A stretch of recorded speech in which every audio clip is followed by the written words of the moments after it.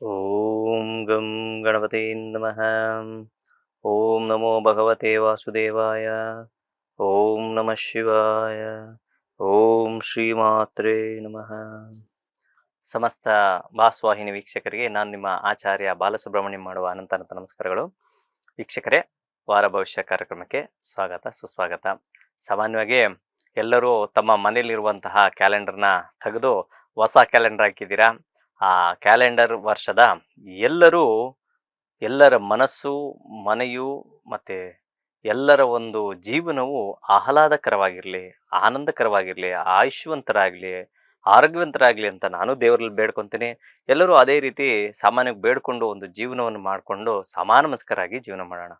ಇನ್ನು ಈ ವಾರ ಭವಿಷ್ಯ ಅನ್ನೋ ಒಂದು ಕಾರ್ಯಕ್ರಮಕ್ಕೆ ಬಂದಾಗ, ಈಗ ನಾವು ಪಂಚಾಂಗ ಶ್ರವಣವನ್ನು ನೋಡೋದಾದ್ರೆ ಶ್ರೀ ವಿಶ್ವವಸುನಾಮ ಸಂವತ್ಸರ ದಕ್ಷಿಣಾಯನ ಪುಷ್ಯ ಮಾಸದ ಪ್ರಥಮ, ದ್ವಿತೀಯ, ತೃತೀಯ, ಚೌತಿ, ಪಂಚಮಿ, ಷಷ್ಠಿ, ಸಪ್ತಮಿ ಈ ಕೃಷ್ಣ ಪಕ್ಷದಲ್ಲಿ ಜರುಗುವಂತಹ ಒಂದು ವಿಶೇಷ ವಾರ ಭವಿಷ್ಯ. ಮೇಷರಾಶಿಯಲ್ಲಿ ಜನನವಾಗಿರೋರಿಗೆ ಸ್ವಲ್ಪ ಮಟ್ಟಿಗೆ ಹಣಕಾಸಿನ ವಿಚಾರದಲ್ಲಿ ಸುಧಾರಣೆಯನ್ನು ಕಾಣ್ತೀರಾ. ಮಾನಸಿಕ ವಿಚಾರದಲ್ಲೂ ಸಹ ಆಹ್ಲಾದಕರವಾದಂತಹ ಜೀವನವನ್ನು ಸಾಗಿಸುವಂಥದ್ದು, ಏನೋ ಒಂದು ಕೆಲಸ ಮಾಡಬೇಕು ಅಂದಂತಹ ಕೆಲಸ ಕಾರ್ಯಗಳು ಜಯಶೀಲರಾಗುವಂಥ ಸಾಧ್ಯತೆಗಳು ಸಹ ಉಂಟು. ಸಾಡೆ ಸಾತಿಯ ಸ್ವಲ್ಪ ಮಟ್ಟಿಗೆ ಪ್ರಭಾವವಿದ್ರೂ ಸಹ ಯಾವ ಒಂದು ಭಯವು ಪಡದಂತೆ ನೀವು ಜೀವನವನ್ನು ಸಾಗಿಸಬಹುದು. ತೃತೀಯ ಸ್ಥಾನದಲ್ಲಿ ಗುರುವಿನ ಒಂದು ಸಂಚಾರ ಮಾಡೋದರಿಂದ ನಿಮಗೆ ಸ್ನೇಹಿತರಿಂದ ಸ್ವಲ್ಪ ಲಾಭವನ್ನು ಗಳಿಸುವಂಥದ್ದು, ಸ್ನೇಹಿತರಿಂದ ಒಂದು ರೀತಿಯಾದಂತಹ ಒಂದು ಒಳ್ಳೆಯ ವಿಚಾರವನ್ನು ಕೇಳುವಂಥದ್ದಾಗಿರ್ಬೋದು, ಅಂದರೆ ಒಳ್ಳೆಯ ವಿಚಾರದ ಬಗ್ಗೆ ಪ್ರಸ್ತಾಪನೆ ಮಾಡುವಂಥದ್ದಾಗಿರ್ಬೋದು, ಅಥವಾ ಕಮ್ಯುನಿಕೇಷನ್, ನೀವೇನೋ ಒಂದು ವಿಚಾರ ಕಮ್ಯುನಿಕೇಷನ್ ಮಾಡ್ತಾ ಇರ್ತೀರಾ, ಅಂದರೆ ವ್ಯವಹಾರ ಅಂತ ಹೇಳ್ತೀವಿ. ಅಂದರೆ ಯಾವ ರೀತಿಯ ವ್ಯವಹಾರ, ಭೂಮಿಗೆ ಸಂಬಂಧಪಟ್ಟಂತಹ ವ್ಯವಹಾರ ಆಗಿರ್ಬೋದು, ಅಥವಾ ಮ್ಯಾಟ್ರಿಮನಿ ಮಾಡ್ತಾ ಇರೋಂಥವ್ರಿಗಾಗಿರ್ಬೋದು, ಇಂಥ ಒಂದು ಕೆಲವರಿಗೆ ಒಂದು ಒಳ್ಳೊಳ್ಳೆ ವಿಚಾರವನ್ನ ನೀವು ಕೇಳುವಂತಹ ಸಂದರ್ಭ ಈ ವಾರವಾಗಿರ್ತದೆ. ಈ ರೀತಿ ಇದ್ದಾಗ ನೀವು ಸಣ್ಣ ಪುಟ್ಟ ಒಂದು ಪರಿಹಾರ ರೂಪಕವಾಗಿ ಏನು ಮಾಡ್ಬೋದು ಅಂದರೆ, ಖಂಡಿತವಾಗ್ಲೂ ದುರ್ಗಾ ಪರಮೇಶ್ವರಿಯ ಒಂದು ಸ್ಮರಣೆ ಮಾಡಿ ತುಂಬಾ ಅದ್ಭುತವಾದಂತಹ ಫಲವನ್ನು ಕಾಣ್ತೀರಾ. ಸೋಮವಾರ, ಮಂಗಳವಾರ ಹಾಗೂ ಶನಿವಾರ ಶುಭವಾರಗಳಾಗಿರ್ತವೆ. ಮುಂದಿನ ರಾಶಿ ಋಷಭ ರಾಶಿ. ನೋಡಿ, ಋಷಭ ರಾಶಿಯಲ್ಲಿ ಜನನವಾಗಿರೋರಿಗೆ ಉತ್ತರೋತ್ತರ ಅಭಿವೃದ್ಧಿ ಕಾಣುವಂಥದ್ದು, ಹಣಕಾಸಿನ ವಿಚಾರದಲ್ಲಿ ಅನಿರೀಕ್ಷಿತವಾಗಿ ಲಾಭವನ್ನು ಗಳಿಸುವಂಥದ್ದು, ಸ್ನೇಹಿತರಿಂದ ಒಳ್ಳೆಯ ಮನ್ನಣೆ ಸಿಗುವಂಥದ್ದು, ಮಾನಸಿಕ ವಿಚಾರದಲ್ಲೂ ಸಹ ಲವಲವಿಕೆಯಿಂದ ಕೂಡಿರುವಂಥದ್ದು, ಕೌಟುಂಬಿಕ ವಿಚಾರದಲ್ಲಿ ಒಂದು ಬೃಹತ್ತಾದಂತಹ ನಿರ್ಧಾರವನ್ನು ತೆಗೆದುಕೊಳ್ಳುವಂಥದ್ದು, ಅವಿವಾಹಿತರಿಗೆ ಏನೋ ವಿವಾಹದ ಒಂದು ಸೂಚನೆಗಳು ಬರುವಂಥದ್ದು, ಈ ರೀತಿಯಾದಂತಹ ಒಂದು ರೀತಿಯಾದಂತಹ ಚಾಕುಚಕ್ಯತೆ, ಲವಲವಿಕೆಯಿಂದ ಕೂಡಿರುವಂತಹ ವಾರವು ಸಹ ನೀವು ಖಂಡಿತ ಕಾಣಬಹುದು. ಯಾವುದಾದರೂ ಸಣ್ಣ ಪುಟ್ಟ ದೂರ ಪ್ರಯಾಣದಿಂದ ನಿಮಗೆ ಸ್ವಲ್ಪ ಮಟ್ಟಿಗೆ ಆಲಸ್ಯ ಉಂಟಾಗುವಂಥ ಸಾಧ್ಯತೆ ಇರ್ತದೆ. ಆ ಕಾರಣದಿಂದ ಸ್ವಲ್ಪ ರೆಸ್ಟ್ ಸಹ ಬೇಕಾಗುತ್ತದೆ ಆರೋಗ್ಯದ ವಿಚಾರದಲ್ಲಿ. ಇಷ್ಟೆಲ್ಲ ಇದ್ದಾಗ ನೀವು ಪರಿಹಾರ ರೂಪಕವಾಗಿ ಧನ್ವಂತರಿಯ ಒಂದು ಸ್ಮರಣೆ ಮಾಡಿ, ಅಥವಾ ನಾರಾಯಣನ ಒಂದು ಸ್ಮರಣೆ ಮಾಡಿ, ಖಂಡಿತ ಈ ವಾರ ಅದ್ಭುತವಾದಂತಹ ವಾರವನ್ನು ನೀವು ಕಾಣಬಹುದು.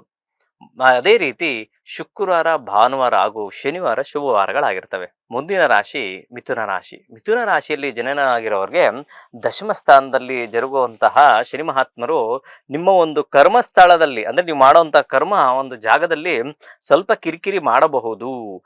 ಸಪ್ತಮ ಸ್ಥಾನದಲ್ಲೂ ಸಹ ಚತುರ್ಗ್ರಹ ಕೂಟಗಳು ಸ್ಥಿತವಾಗಿರೋದ್ರಿಂದ ಒಂದು ವಿಶೇಷವಾದಂತಹ ಸೂಚನೆಯನ್ನು ನಿಮಗೆ ಗಮನಕ್ಕೆ ತರುವಂತ ಪ್ರಯತ್ನ ನಾನು ಮಾಡ್ತಾ ಇದ್ದೀನಿ. ಯಾರ ಹತ್ರನಾದ್ರೂ ಮಾತಾಡ್ಬೇಕಾದ್ರೆ ಗೊಂದಲಗಳು ಬೇಡ, ಮತ್ತೆ ಸುಮ್ಮನೆ ಅರ್ಜೆಂಟ್ ಮಾಡ್ಕೊಂಡು ಮಾತಾಡುವಂಥದ್ದು, ಅಥವಾ ಏನೋ ಮಾತಾಡೋಕೆ ಹೋಗಿ ಏನೋ ಮಾತಾಡಿ ಅಲ್ಲಿ ಸ್ವಲ್ಪ ಸಮಸ್ಯೆಗಳನ್ನ ಮಾಡ್ಕೊಳ್ಳುವಂಥದ್ದು ಬೇಡ. ದೈವ ಸ್ಮರಣೆಯನ್ನ ಅತಿ ಮುಖ್ಯವಾಗಿರ್ತದೆ. ಹಿರಿಯರ ಆಶೀರ್ವಾದ ಅತಿ ಮುಖ್ಯ. ಸಪ್ತಮ ಸ್ಥಾನದಲ್ಲಿ ಪರಮಾತ್ಮನಾದಂತಹ ಸೂರ್ಯನಾರಾಯಣನು ಸ್ಥಿತನಾಗಿದ್ದಾನೆ, ಜೊತೆಗೆ ಕುಜರು ಸಹ ಸ್ಥಿತನಾಗಿದ್ದಾರೆ. ಶುಕ್ರ ಬುಧರ ಒಂದು ಸಂಯೋಗ ಇದ್ದಾಗ ಈ ಚತುರ್ಗ್ರಹ ಕೂಟಕ್ಕಾಗಿ ನಾನು ಹೇಳ್ತಾ ಇರೋಂಥದ್ದು, ಯಾರ ಹತ್ರನಾದ್ರೂ ಗಲಾಟೆಗೆ ಆಸ್ಪಾದ ಮಾಡಕ್ ಹೋಗ್ಬೇಡಿ.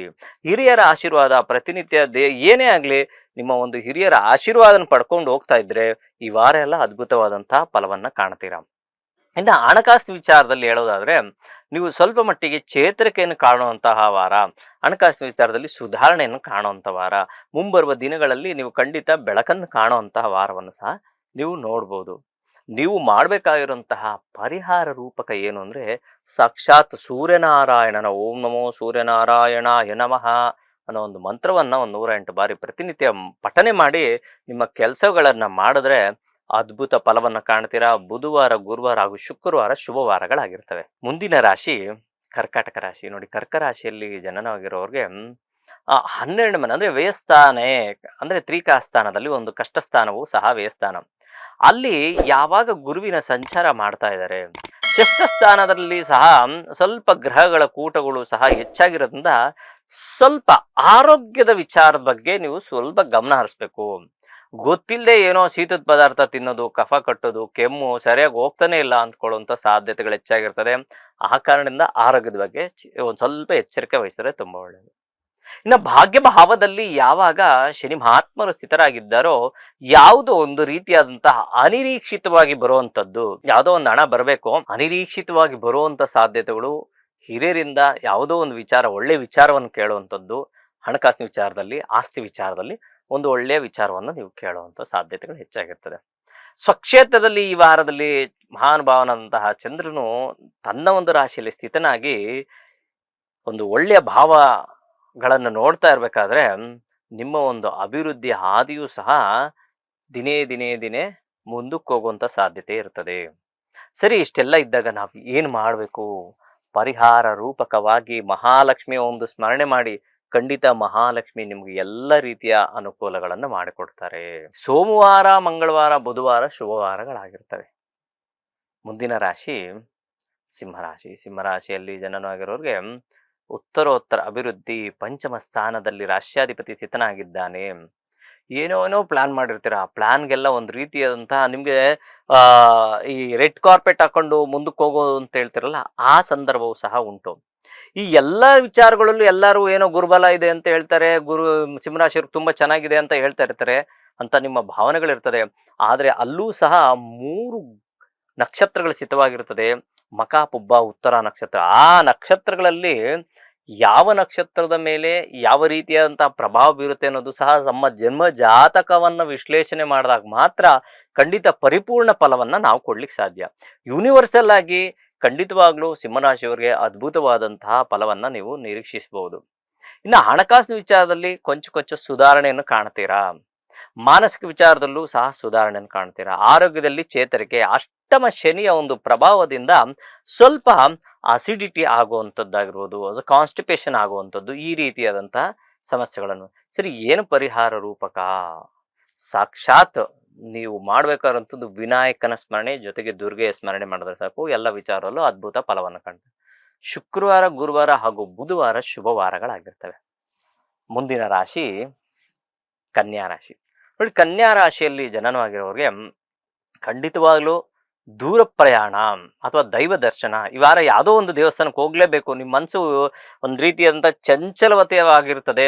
ಆ ಕಾರಣದಿಂದ ಈ ವಾರದಲ್ಲಿ ಯಾವುದಾದ್ರೂ ಒಂದು ದೇವರ ಸ್ಮರಣೆ ಮಾಡಬೇಕು, ದೇವರ ಆ ಸ್ಥಳಕ್ಕೆ ಹೋಗ್ಬೇಕು, ಆ ಸ್ಥಳದಲ್ಲಿ ಆ ದೈವ ಅನುಗ್ರಹ ಪಾತ್ರರಾಗಬೇಕು, ಅಲ್ಲಿ ಊಟ ಪ್ರಸಾದ ಸೇವನೆ ಮಾಡಬೇಕು ಅಥವಾ ನದಿ ಸ್ನಾನವನ್ನು ಮಾಡಬೇಕು.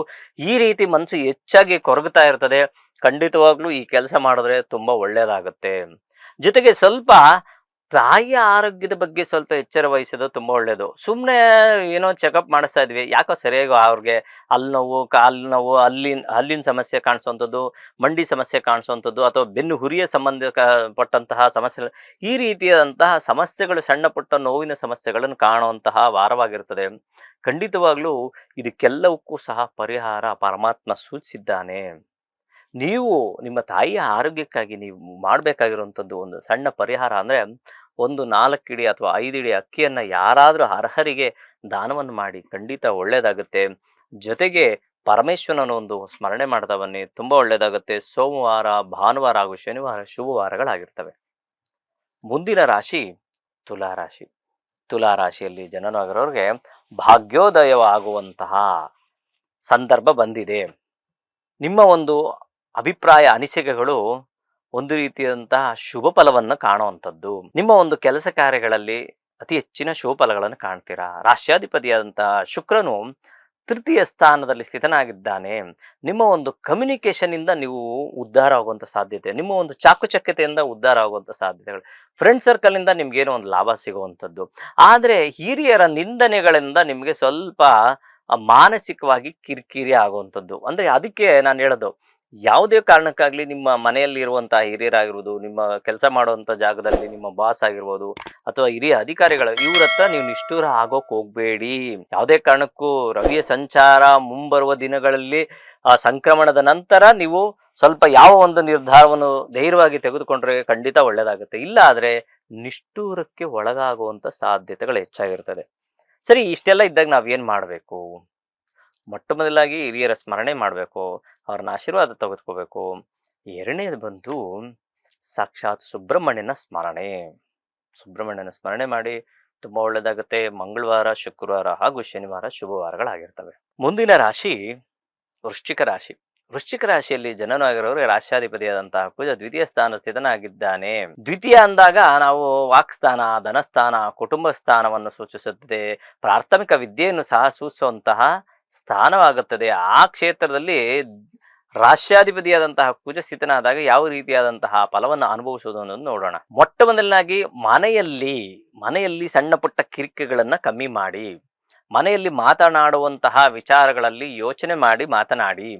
ಯಾವ ಒಂದು ಕೆಲಸ ಕಾರ್ಯಗಳು ಮಾಡಬೇಕಾದ್ರೂ ಸಹ ನೀವು ನಿರ್ದಿಷ್ಟವಾದಂತಹ ಮನಸ್ಸನ್ನು ಇಟ್ಟುಕೊಂಡು ಆ ನಿರ್ದಿಷ್ಟ ಮನಸ್ಸಿನಿಂದ ಏಕಾಗ್ರತೆಯಲ್ಲಿ ನೀವು ಕೆಲಸ ಮಾಡಿದ್ದೇ ಆದ್ರೆ, ಯಾರೆಲ್ಲ ವೃಶ್ಚಿಕ ರಾಶಿಯಲ್ಲಿ ಜನನವಾಗಿರ್ತಾರೋ ಅವ್ರಿಗೆ ಪ್ರಮುಖವಾಗಿ ನಾನು ತಿಳಿಸ್ಕೊಡ್ತಾ ಇದ್ದೀನಿ, ಈ ಒಂದು ನಿರ್ದಿಷ್ಟವಾದಂತಹ ಮನಸ್ಸು ಅಥವಾ ನಿರ್ದಿಷ್ಟವಾದಂತಹ ವ್ಯವಹಾರಗಳನ್ನು ಮಾಡಿದ್ದೇ ಆದ್ರೆ ಸಂಪೂರ್ಣ ಶುಭ ಫಲಗಳು ನಿಮ್ಗೆ. ಆಸ್ತಿ ವಿಚಾರ ಆಗಿರ್ಬೋದು, ಕುಟುಂಬದಲ್ಲಿ ಯಾವುದೋ ಒಂದು ವ್ಯವಹಾರದ ವಿಚಾರ ಆಗಿರ್ಬೋದು, ಅಂದ್ರೆ ಯಾರ್ದೋ ಮೂರನೇ ವ್ಯಕ್ತಿಗಳ ವ್ಯವಹಾರದಲ್ಲೂ ಸಹ ನೀವು ಮೂಗು ತೂರಿಸುವಂತ ಕೆಲಸ ಮಾಡಿದ್ರೆ ಸಮಸ್ಯೆಗಳು ಅನುಭವಿಸ್ತೀರಾ. ಆದ್ರೆ ಕುಟುಂಬದಲ್ಲಿ ಇರುವಂತಹ ಆಸ್ತಿ ವಿಚಾರದಲ್ಲಿ ಲಾಭವನ್ನು ಗಳಿಸ್ತೀರಾ. ನೋಡಿ, ಏನೇ ಕೆಲಸ ಮಾಡಕ್ ಹೋದ್ರು ಸ್ವಲ್ಪ ವೃಶ್ಚಿಕ ರಾಶಿಯವರು ಬಾಯಿ ತಪ್ಪಿ ಮಾತಾಡೋಂಥ ಸ್ವಲ್ಪ ಕಮ್ಮಿ ಮಾಡಿದ್ರೆ ತುಂಬಾ ಒಳ್ಳೇದು. ಸಂಪೂರ್ಣ ಶುಭಫಲಗಳನ್ನು ಕಾಣಬೇಕು ಅಂದ್ರೆ ಸಾಕ್ಷಾತ್ ಆ ದುರ್ಗಾ ಪರಮೇಶ್ವರಿ ಅಥವಾ ನಿಮ್ಮ ಮನೆಯ ಸುತ್ತಮುತ್ತಲಿನ ಪರಮೇಶ್ವರನ ದೇವಸ್ಥಾನ ಆಗಿರ್ಬೋದು, ಅಥವಾ ನೀಲಕಂಠೇಶ್ವರ, ಶ್ರೀಕಂಠೇಶ್ವರ, ಈ ರೀತಿಯಾದಂತಹ ಪರಮೇಶ್ವರನ ಒಂದು ಸ್ಥಳಗಳಿಗೆ ಹೋಗಿ ನಮಸ್ಕಾರ ಮಾಡ್ಕೊಂಡ್ ಬಂದ್ರೆ ಸಂಪೂರ್ಣ ಶುಭ ಫಲಗಳನ್ನ ಕಾಣ್ತೀರಾ. ಸರಿ, ಹೀಗೆಲ್ಲ ಇದ್ದಾಗ ನೀವು ಪರಿಹಾರವನ್ನು ಸಹ ಕಂಡುಕೊಂಡ್ರಿ. ಅದೇ ರೀತಿ ಶುಕ್ರವಾರ, ಮಂಗಳವಾರ ಶುಭವಾರಗಳಾಗಿರ್ತವೆ. ಮುಂದಿನ ರಾಶಿ ಧನುಸು ರಾಶಿ. ಧನುರ್ ರಾಶಿಯಲ್ಲಿ ಜನನವಾಗಿರೋರಿಗೆ ಆರೋಗ್ಯದಲ್ಲಿ ಚೇತರಿಕೆ. ಪ್ರಮುಖವಾಗಿ ಧನುಸು ರಾಶಿಯವರಿಗೆ ಸ್ವಲ್ಪ ಕಾಲಿಗೆ ಸಂಬಂಧಪಟ್ಟಿರುವಂಥದ್ದು ಅಥವಾ ಹೊಟ್ಟೆಗೆ, ಉದರಕ್ಕೆ ಸಂಬಂಧಪಟ್ಟಿರುವಂಥ ಸಮಸ್ಯೆನ ಅನುಭವಿಸ್ತಿರ್ತೀರ. ಏನೋ ಇನ್ಫೆಕ್ಷನ್ ಗೊತ್ತಿರಲ್ಲ, ಸಣ್ಣ ಪುಟ್ಟ ಇನ್ಫೆಕ್ಷನ್ ಇಂದ ಬಳಲ್ತಾ ಇರ್ತೀರಾ. ಖಂಡಿತವಾಗ್ಲು ಏನೂ ಇಲ್ಲ, ಎಲ್ಲ ತೋರಿಸಿದೀವಿ, ಏನೂ ಇಲ್ಲ, ಆದ್ರೂ ಏನೋ ಆಗ್ತಾ ಇದೆ ಅಂತ ಒಂದು ರೀತಿಯ ಗೊಂದಲ ಇರ್ತಿದೆ. ಖಂಡಿತ ಅದರಿಂದ ಮುಕ್ತರಾಗ್ತೀರಾ, ಆರೋಗ್ಯವಂತರ ಆಗುವಂತ ಸಾಧ್ಯತೆಗಳು ಹೆಚ್ಚಾಗಿರ್ತದೆ. ಇನ್ನ ಬರ್ತಾ ಬರ್ತಾ ಬರ್ತಾ ಸಂಕ್ರಮಣದ ನಂತರ ಸಂಪೂರ್ಣ ಆರೋಗ್ಯವಂತರಾಗಿ ಶುಭ ಫಲಗಳನ್ನ ನೀವು ಕಾಣುವಂತ ಸಾಧ್ಯತೆ ಹೆಚ್ಚಾಗಿರ್ತದೆ. ಕುಟುಂಬದಲ್ಲಿ ಒಳ್ಳೆಯ ವಿಚಾರಗಳು ಕೇಳುವಂಥದ್ದು, ಹೊಸ ಖರೀದಿಗೆ ಯಾವುದಾದ್ರೂ ಒಂದು ಹೊಸ ವಿಚಾರದ ಖರೀದಿ ಬಗ್ಗೆ ಕುಟುಂಬಸ್ಥರ ಜೊತೆಗೆ ಸ್ವಲ್ಪ ಮಾತುಕತೆ ನಡೆಯುವಂತ ಸಾಧ್ಯತೆಗಳು ಹೆಚ್ಚಾಗಿರ್ತದೆ.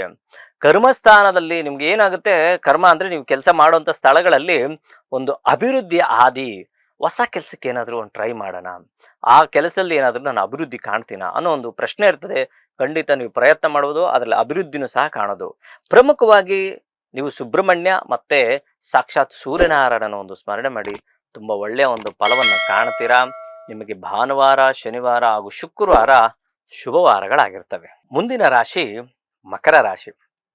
ಮಕರ ರಾಶಿಯಲ್ಲಿ ಜನನವಾಗಿರೋರಿಗೆ ಷಷ್ಠ ಸ್ಥಾನದಲ್ಲಿ ಗುರುವಿನ ಸಂಚಾರ. ನೋಡಿ, 12ನೇ ಮನೆಯಲ್ಲಿ ಅಂದ್ರೆ ವ್ಯಯಸ್ಥಾನದಲ್ಲಿ ಪಾಪಗ್ರಹ ಹಾಗೂ ಶುಭಗ್ರಹಗಳ ಯುತಿ ಸ್ಥಿತವಾಗಿದೆ. ಇದನ್ನ ಸಹ ನಾವು ಗ್ರಹ ಯುದ್ಧಗಳಿಗೂ ಕನ್ಸಿಡರ್ ಮಾಡುವಂತ ಸಾಧ್ಯತೆಗಳಿರ್ತದೆ.